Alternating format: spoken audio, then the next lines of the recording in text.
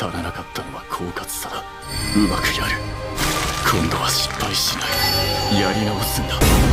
聖火ランプローブに出ない人間に触れている。角の層鬼火の術。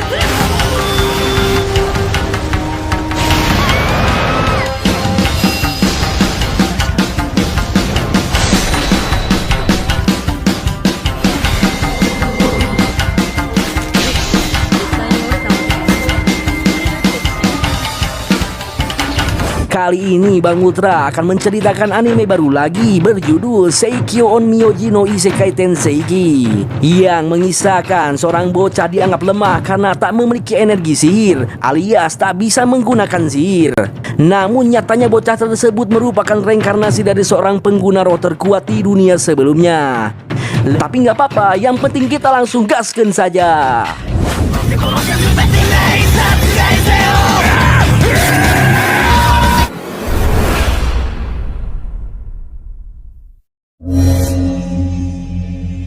Cerita dibuka dengan memperlihatkan sebuah kota diserang sosok setan atau roh yang menyerupai ogre berwarna merah.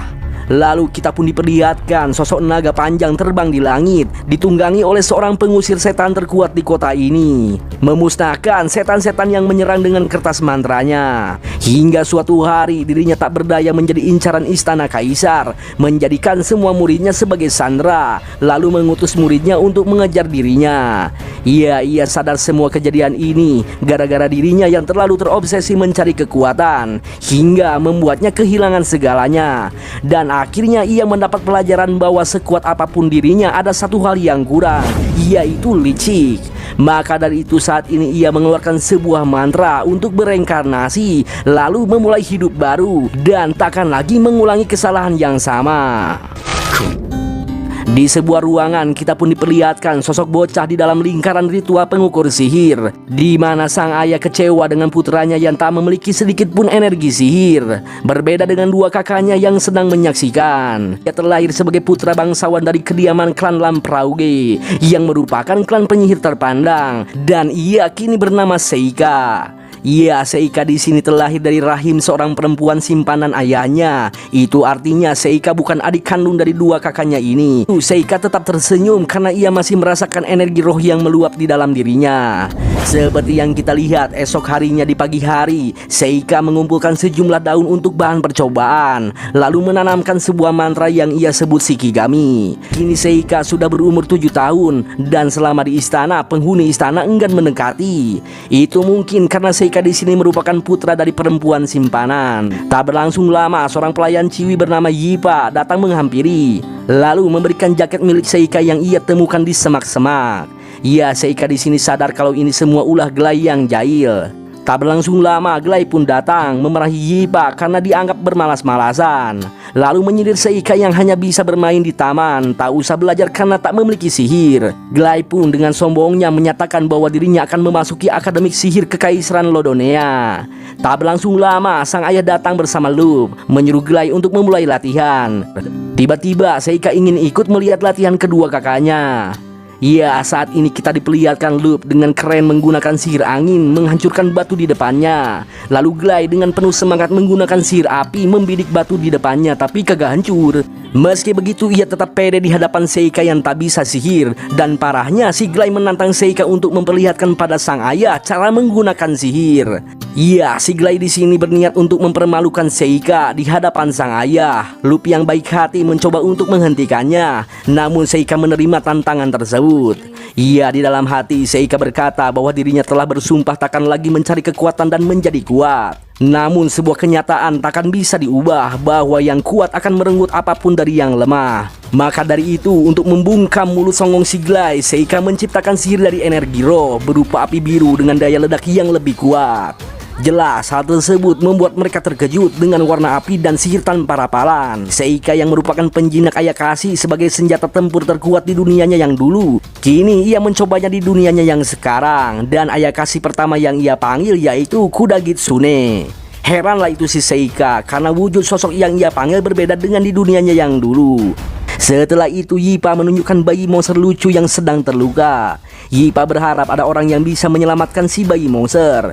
Ya, Seika pun akan menyembuhkannya, namun Yipa tak boleh lihat dengan alasan ia tak bisa fokus kalau dilihatin. Ya, sebenarnya di sini Seika tak mau orang lain melihat kemampuan Shikigaminya. Ya, si bayi monster pun kini sembuh dan bahagia bisa main bareng dengan kaumnya. Ini Seika sudah berusia 12 tahun dan di hari ulang tahunnya seperti biasa tak ada pesta, tak ada hadiah. Para pelayan memberi laporan untuk segera berlindung. Itu karena muncul sosok raksasa di dekat kota. Namun Seika langsung bergegas menghampiri si monster. Terlihat Yipa sedang dalam bahaya. Seika tak sempat menyelamatkannya. Dan tiba-tiba ketika si monster menyerang, roh api Hitodoma melindunginya. Iya, di sini Seika senang melihat Yipa menggunakan Hitodoma meski Yipa di sini tak menyadarinya. Saat ini Seika memancing si monster ke depan istana lalu mengalahkannya hanya dengan sekali serang.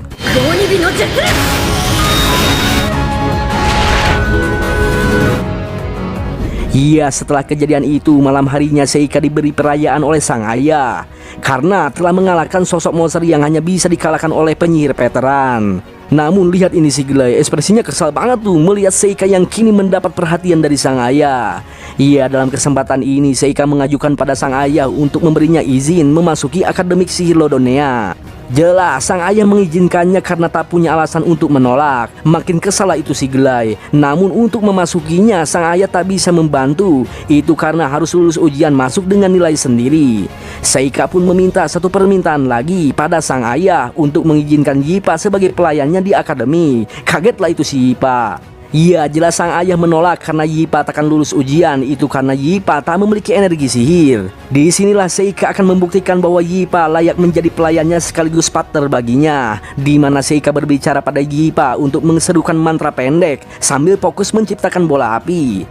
Iya, karena Yipa bertekad ingin selalu bersama Seika. Ia benar-benar mengikuti arahan Seika lalu menciptakan bola api. Dan wow, dengan kekuatan roh memunculkan api besar yang berkobar yang membuat sang ayah takjub. Alhasil kini si ayah tak punya alasan untuk menolak. Di kamar Seika tengah mempersiapkan Shikigami. Tak berlangsung lama Lup datang menghampiri. Iya, untuk pertama kalinya Seika mendapat hadiah ulang tahun dari sang kakak berupa pulpen kaca. Lup di sini meminta maaf karena selama ini ia selalu menjaga jarak dengan Seika. Itu karena ia tak tahu bagaimana cara berbicara dengan Seika. Namun kini ia senang melihat Seika yang tumbuh dengan matang. Tiba-tiba muncul hembusan angin dari luar jendela. Ketika dicek, ternyata itu ulah Glay yang tak sabar menunggu hari esok, di mana ia ingin malam ini melakukan duel tanpa harus ada peraturan. Iya, si Glay di sini sangat marah melihat Seika yang songong sok-sokan karena telah mengalahkan monster secara kebetulan, lalu menganggap Seika pengecut. Padahal dia sendiri yang pengecut, dia sendiri yang songong. Nih orang nggak bisa ngaca kayaknya ya. Sat! Tanpa basa-basi lagi, Glay membakar Seika dengan sihir apinya. Namun itu tidak mempan.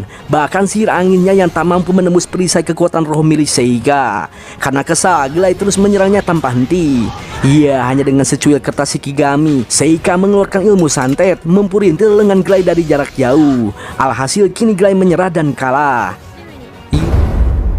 Hari-hari pun berlalu, kini Seika mulai berangkat menuju Akademik Lonodea bersama Yipa, dan hanya Lup yang memberi salam perpisahan di sini.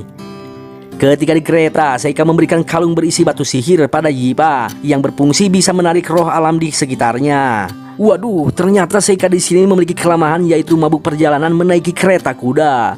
Namun seketika mabuknya sembuh ketika melihat ibu kota Lonodea sudah dekat. Di sisi lain, kita diperlihatkan sang ayah yang tengah sibuk dengan pekerjaannya sambil memikirkan perihal Seika yang tak terasa sudah 12 tahun lamanya.